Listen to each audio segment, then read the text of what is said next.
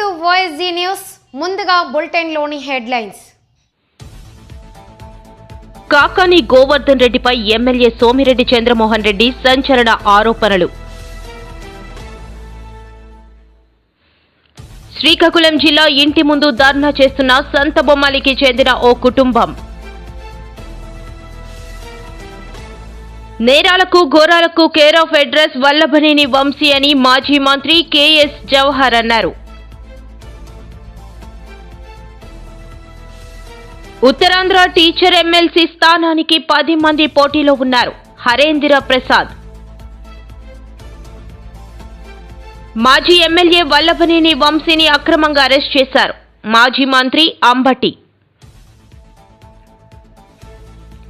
ఏపీలో కూటమి ప్రభుత్వం అధికార మదాన్ని తలకి ఎక్కించుకుంది. వైసీపీ ఎమ్మెల్యే చంద్రశేఖర్. పైడి భీమవరం చెక్పోస్ట్ వద్ద అక్రమంగా తరలిస్తున్న 23 ఇసుక లారీలను పట్టుకున్న రెవెన్యూ అధికారులు మరియు పోలీసులు. గ్రామాల్లో బెల్ట్ షాపులను అరికట్టాలని సిపిఎం నాయకుడు డిమాండ్. కాకాని గోవర్ధన్ రెడ్డిపై ఎమ్మెల్యే సోమిరెడ్డి చంద్రమోహన్ రెడ్డి సంచలన ఆరోపణలు చేశారు. జగన్ హయాంలో మాజీ మంత్రి కాకాని గోవర్ధన్ రెడ్డి భారీ ఎత్తున అవినీతికి పాల్పడ్డారని ఆరోపించారు. ఇళ్ల స్థలాల కోసం సేకరించిన భూముల్లో ఎంత దోపిడీ చేశావో అందరికీ తెలుసని చెప్పారు. నా అల్లుడికి నేను కొనిబడలే 60 ఏళ్ల నుంచి వాళ్ళ తాత contractor, Srisailam contractor, SHAR contractor, వాళ్ళ ఫాదర్ కాంట్రాక్టర్, ఇప్పుడు నా అల్లుడి కాంట్రాక్టర్. చాలా రాష్ట్రాల్లో వాళ్ళు కాంట్రాక్టర్స్. వాళ్ళు నన్ను ఆదుకుంటారు, నా కొడుకుని నన్ను, ఎలక్షన్లు రాజకీయ ఖర్చులకి. వాళ్ళకి నేను విల్లా కొనిచ్చానంటావు. ఒక్క మాట నీ నోటి గుండా నిజం రాదు. నెల్లూరు ఆఫీస్ కొన్నానన్నావు, అది నాకు ఇప్పించేసి. మా వర్మ కొడుకు అక్కడ బెంగళూరులో బాడికి ఇంట్లో ఉన్నాడు రాజు, అది నేను కొనేసానంటావు. పచ్చబద్ద. నేను స్ట్రైట్గా నిన్ను ఒకటి అడుగుతుండా. March 16 election commission schedule announce చేస్తుంది. ఆ సంగతి 15 తెలుసు. మార్చి 15 రేపు election commission, central election commission 16వ తేదీ ఎన్నికల షెడ్యూల్ అనౌన్స్ చేస్తుంది. రేపటి నుంచి కోడ్ వస్తుంది. మార్చి 15 ఒక జీకేఎస్ కంపెనీ, నీ బినామీ కంపెనీ పేరుతో రామదాస్ కంట్రీలో 57 ఎకరాల చిల్లర, ఎకరా 1 కోటి చిల్లర, 1 కోటి 20, 1.5 కోటి, లేఅవుట్లు వేస్తే 3 కోట్లు. అర్ధరాత్రి జీవో, అర్ధరాత్రి గవర్నమెంట్ నుంచి నీ అల్లుడి కోసం జీకేఎస్ కంపెనీకి జీవో, దానికి నీ అల్లుడికి సంబంధం లే. జీవో వచ్చిన తర్వాత మిడ్ నైట్ ఆయన సీఈఓ, నీ అల్లుడు సీఈఓ. ఆ తర్వాత అదే రోజు రాత్రి జడ్ఎంఐఏసి నెల్లూరులో మీకు అది ప్రొసీడింగ్స్ ఇచ్చేయటం. ఎప్పుడు అంతా మార్చి 15 అర్ధరాత్రి. దానికి ఏం మాట్లాడతావు నువ్వు? 15 లక్షల లెక్కన కొట్టేసావు. ఎంత వాల్యూ? నువ్వు ఎకరా 15 ఇద్దరు రైతులకు కలిపి సగం సగం చేసావు. దానికి ఏం మాట్లాడతావు? 2016లో 6 లక్షలకి మీ వాళ్ళు చెక్కుల మీద. వాళ్ళల్లో కొంతమంది తెలుగుదేశం ఉంటే ముఖం మీద కొట్టా. ఆ రైతులు నా దగ్గరికి వచ్చారు, అయ్యా వాళ్ళు చెప్తే అడ్వాన్సులు తీసుకున్నామని. మీకు బుద్ధి ఉందా, తెలివి ఉందా మీకు? అరే నేను ఎప్పుడో 15 లక్షల రూపాయలు రాయించున్నాను. జానకి కలెక్టర్ చేత ఆ సాల్ట్ ల్యాండ్స్ 15 లక్షలు కాంపెన్సేషన్ రాయించున్నాను. ఎప్పుడో 7,000 ఎకరాలకి 7,70,000 ఇప్పించున్నాను. పోర్టు, రిలయన్స్ వాటికి 6 లక్షలకి హైవే పక్కన, కృష్ణపట్నం రోడ్డు పక్కన ఎట్ట అడ్వాన్స్ తీసుకుంటారు అని చెప్పి వెనక్కి ఇచ్చేయమని చెప్పి పంపించా. తర్వాత 16 కదా, 17, 18, 19 నేను మంత్రిగా ఉన్నాను కదా, నేను కొట్టేయాలనుకుంటే కొట్టేయకూడదా?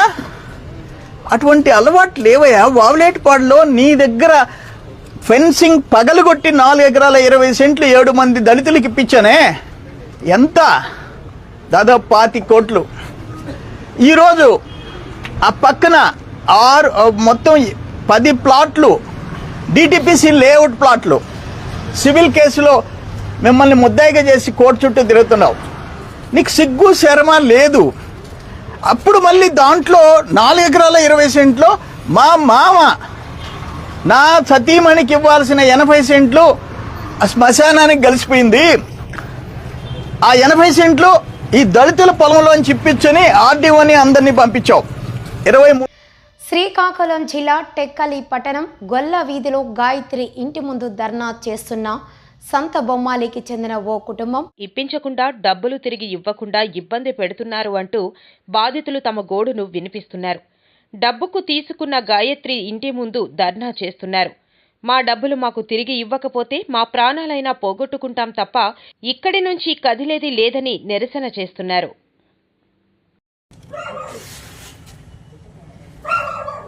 మరి మా కవులు న్యాయం చేయలేదు. అలాంటి ఎత్తేసారు చేతులు. అన్ని దగ్గరికి వెళ్ళాము, ఎస్పీ కాడికి వెళ్ళాము, పోలీస్ స్టేషన్కి వెళ్ళాము.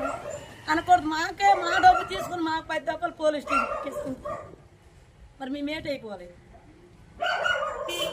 అలాంటి మీరు మోసం చేశారు. మీ మోసాలు ఇప్పటికీ తగ్గకపోతే మేము బాధపడు. మా లాంటి వాళ్ళు మోసం చేస్తారు. నా 2 పిల్లలు వికలాంగులు. నా డబ్బు తిని నా ధనం తినుకొని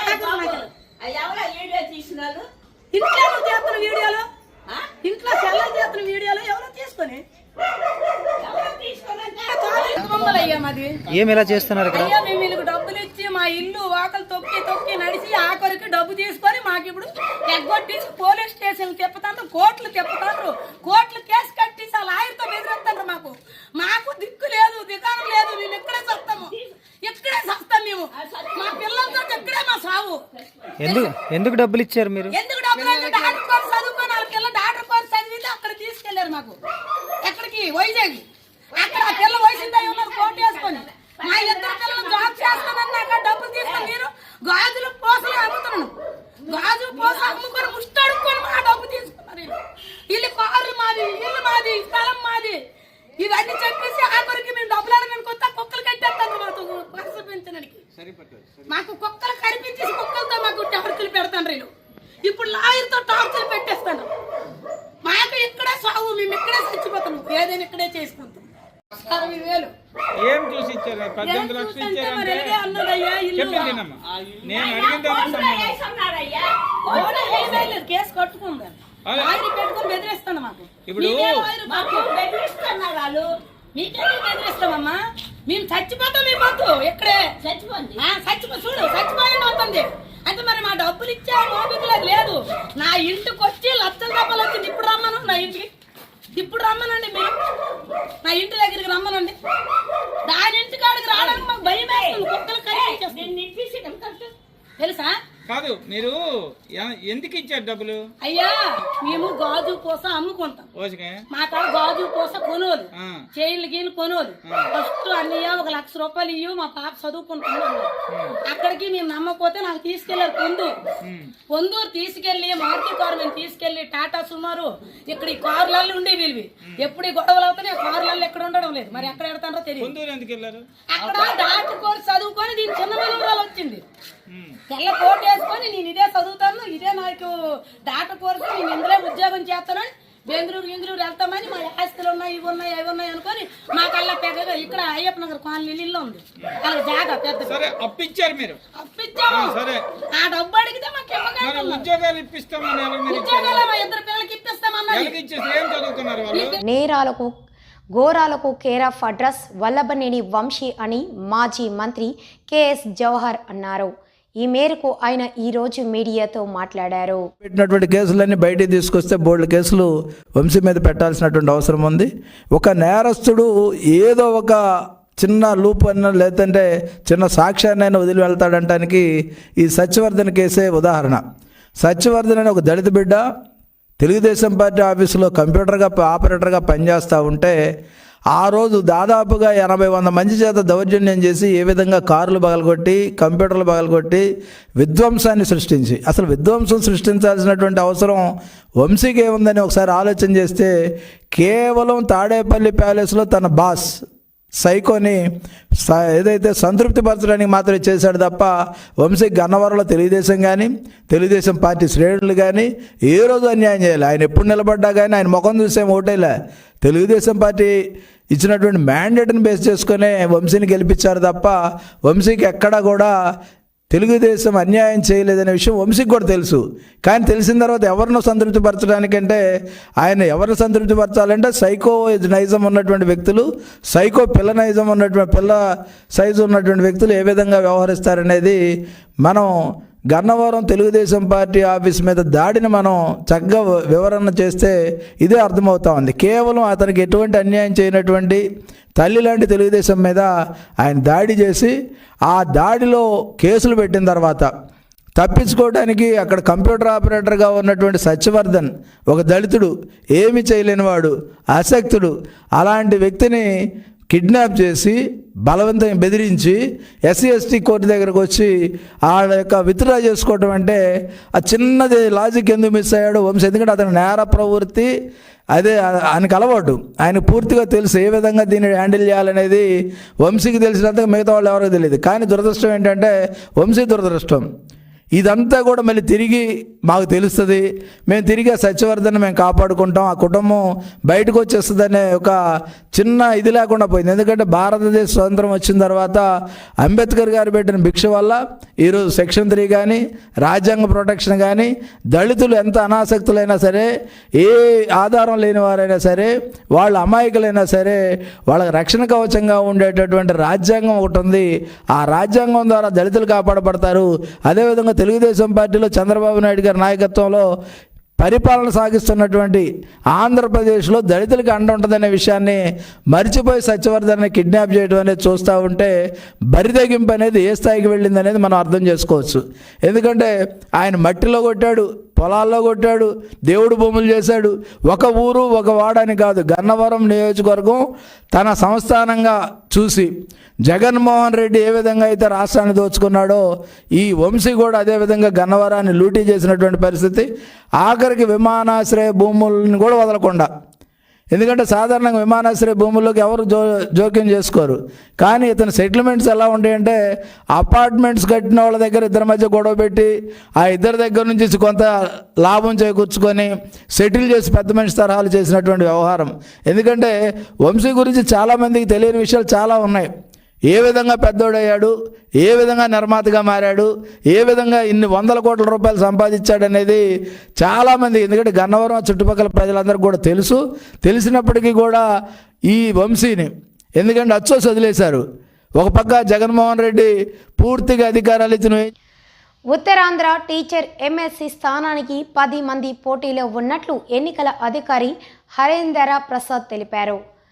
10 మంది నామినేషన్ వేయగా ఏ ఒక్కరూ ఉపసంహరించుకోలేదన్నారు. ఈ నెల 27న పోలింగ్ జరగనుండగా మార్చి 3న కౌంటింగ్ ఉంటుందని అన్నారు. ఫిబ్రవరి నెల 2025 మనము ఎలక్షన్ నోటిఫికేషన్ జారీ చేయడం జరిగింది. ఆ రోజు నుంచే నామినేషన్ స్వీకరణ ప్రారంభమైంది. 10వ తారీఖు దాకా జరిగిన నామినేషన్ ప్రక్రియలో మనకు 20 నామినేషన్స్ వచ్చినాయి. 10 మంది అభ్యర్థుల నుంచి నామినేషన్స్ రావడం జరిగింది. ఈ నామినేషన్ స్క్రూటినీ అనేది 11వ తారీఖు ఫిబ్రవరి నెల చేపట్టడం జరిగింది. ఈ స్క్రూటినీ ప్రాసెస్లో 4 నామినేషన్స్ రిజెక్ట్ చేయడం జరిగింది, 16 నామినేషన్స్ అక్సెప్ట్ చేయడం జరిగింది. ఈ ప్రాసెస్లో బరిలో ఉన్న 10 మంది నామినేషన్స్ కూడా అక్సెప్ట్ చేయడం జరిగింది. విత్డ్రాయల్ ప్రక్రియ అనేది ఈరోజు కంప్లీట్ అయింది. ఈరోజు 3 గంటల దాకా వాళ్ళకు అభ్యర్థులందరికీ కూడా విత్డ్రాయల్కి సమయం ఉండగా ఎవరు కూడా విత్డ్రాయల్ చేయలేకపోవడం వల్ల బరిలో ఇప్పుడు 10 మంది క్యాండిడేట్స్ కూడా ఉన్నారు. ఈ 10 మంది క్యాండిడేట్స్ కూడా రానున్న ఎలక్షన్స్లో కంటెస్ట్ చేయడం జరుగుతుంది.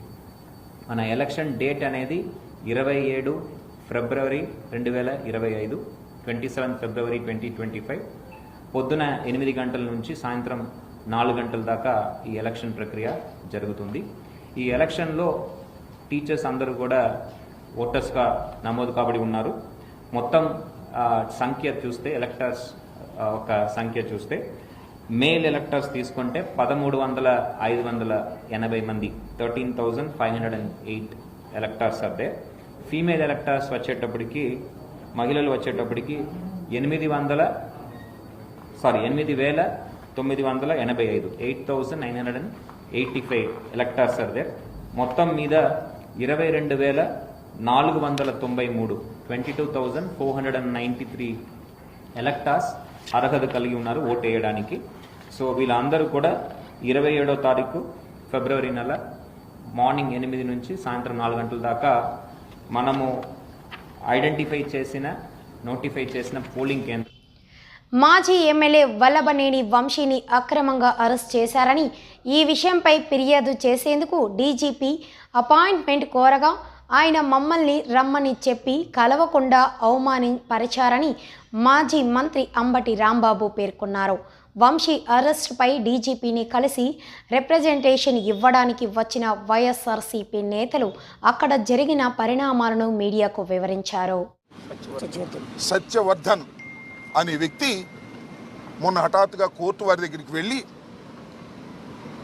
పబ్లిక్ కోర్టులో మ్యాజిస్ట్రేట్ ముందు ఆయన ప్రాసిక్యూషన్ చెప్పేదంతా అబద్ధమని, తానిచ్చిన కంప్లైంట్ అది కంప్లైంట్ రూపంలో ఇవ్వలేదని, కేవలం ఏదో సాక్షి సంతకం పెట్టమంటే నేను వెళ్ళాని, వెళితే వారేదో రాసుకుని సంతకం పెట్టారనే విషయాన్ని గౌరవ న్యాయస్థానం ముందు చెప్పారు. ఇక్కడ బయట చెప్పింది కాదు. చెప్పిన తర్వాత ఒక్కసారిగా తెలుగుదేశం పార్టీ ఆశ్చర్యపోయింది. అరే, మనం చేసినటువంటి తప్పు తెలుసుకున్నారు, మనం దొంగ కేసు పెట్టించామనే విషయం తెలుసుకున్నారు. ఆ సత్యవర్ధన్ అనే వ్యక్తి ఎస్సీ కులానికి చెందటం వలన పైన రాసుకున్నారు, సంతకం పెడితే నన్ను కులం పేరు కూడా తిట్టారని, ఎస్సీ ఎస్టీ అట్రాసిటీస్ యాక్ట్ కూడా పెట్టి బెయిల్ రాకుండా ఉండేందుకు కట్టుదిట్టంగా వాళ్ళు చేశారు అనేది తెలుసుకుని ఆశ్చర్యపోయి ఇదంతా ఫాల్స్ కేసు అని ప్రపంచానికి తెలిసింది. దానిలో తెలుగుదేశం వారు, లోకేష్ గారు, చంద్రబాబు నాయుడు గారు వీళ్ళందరూ కుట్ర చేసి ఈ సత్యవర్ధన్ తమ్ముడు అన్నో అరుణ్ అనే ఆయన్ని వాళ్ళు పట్టుకుని మా తమ్ముడి చేత బెదిరించి కిడ్నాప్ చేసి వంశీ వీళ్ళందరూ కూడా ఈ తప్పుడు స్టేట్మెంట్ మ్యాజిస్ట్రేట్ దగ్గర ఇప్పించారని ఒక కట్టుకథను అల్లి అది కేసు పెట్టి తెల్లారి అరెస్ట్ చేశారంట. ఇది విచిత్రమైన విషయం. ఇంతకన్నా దారుణమైన విషయం మరొకటి ఉండదని కూడా ఈ సందర్భంగా మనవి చేస్తున్నాను. వంశీ తెలుగుదేశంలో గెలిచాడు, తరువాత వైఎస్ఆర్సీపీలోకి వచ్చి పోటీ చేశాడు. అందువల్ల వంశీ మీద చంద్రబాబు నాయుడు గారు అదేవిధంగా లోకేష్ గారు కక్ష కట్టారు. మా పార్టీలో గెలిచాడు, మా పార్టీలో గెలిచి వైసీపీలోకి వెళ్ళి పోటీ చేశాడు, మమ్మల్ని అనేక సందర్భాల్లో విమర్శించాడు. మా పార్టీలో ఉండి మా సామాజిక వర్గానికి చెందినటువంటి వ్యక్తి మమ్మల్ని దూషించడం ఏమిటి, మమ్మల్ని రాజకీయ విమర్శ చేయటం అనేది ఏమిటి అని కక్షగట్టి అనేక పర్యాయాలు వారి ప్రభుత్వం అధికారంలోకి వచ్చిన తర్వాత దాడులు చేయడానికి ప్రయత్నం చేశారు. కొన్ని సందర్భాల్లో వంశీని ఎలిమినేట్ చేయాలని కూడా ప్రయత్నం చేసినటువంటి విషయాలు నేను మీకు ప్రత్యేకంగా చెప్పవలసిన అవసరం లేదు. ఎన్నోసార్లు అరెస్ట్ చేయాలని ప్రయత్నం చేసినా న్యాయస్థానానికి వెళ్ళి వంశీ ప్రొటెక్షన్ తెచ్చుకోవడంతో ఇవాళ సడన్గా నిన్న సాయంత్రం మొన్న ఉదయం కేసు రిజిస్టర్ చేసి ఆ కేసుని ఇంకా ఆన్లైన్లో అప్లోడ్ కూడా చేయకోకుండా అరెస్ట్ చేసి తీసుకొచ్చి ఇవాళ కోర్టులో ప్రొడ్యూస్ చేయాలని అనుకున్నారు. రాత్రి లోపల కోర్టులో ప్రొడ్యూస్ చేస్తారు. చట్టం తన పని తాను చేసుకువెళ్తుంది. ఇది అన్యాయం. పోలీసు వారు తెలుగుదేశం పార్టీ వారితో కుమ్మక్కై వంశీని అరెస్ట్ చేశారనే విషయాన్ని డీజీపీ గారికి చెప్పే ప్రయత్నం చేస్తున్నాం. అంతేకాదు, పొద్దు నుంచి ఎవరిని కలవనీలా. వారి సతీమణి వెళ్తుంటే ఆమెను అడ్డగించారు, ఆమెను వెళ్ళనీయలేదు. అడ్వకేట్స్ వెళ్ళి కలవాలని ప్రయత్నం చేశారు, న్యాయ సహాయం ఇద్దామని. ఏంటి ఎఫ్ఐఆర్ ఏంటి, దాని కథ ఏంటి తెలుసుకుని కోర్టులో ఆర్గ్యూ చేద్దామని. శ్రీకాకుళం జిల్లా రణస్థలం మండలం పైడి భీమవరం చెక్పోస్ట్ వద్ద అక్రమంగా తరలిస్తున్న 23 ఇసుక లారీలను పట్టుకున్న రెవెన్యూ అధికారులు మరియు పోలీసులు. శ్రీకాకుళం నుండి విశాఖపట్నంకు అక్రమంగా తరలిస్తున్న ఇసుక లారీలను జిల్లా ఉన్నత అధికారుల ఆదేశాల మేరకు అదుపులో తీసుకున్నామని అంటున్న స్థానిక రెవెన్యూ అధికారులు, పోలీసులు. ఒక ర్యాంప్ పేరుతో మరో ర్యాంపులో ఇసుకను అక్రమంగా తరలిస్తున్నారని చర్యలు చేపట్టిన అధికారులు.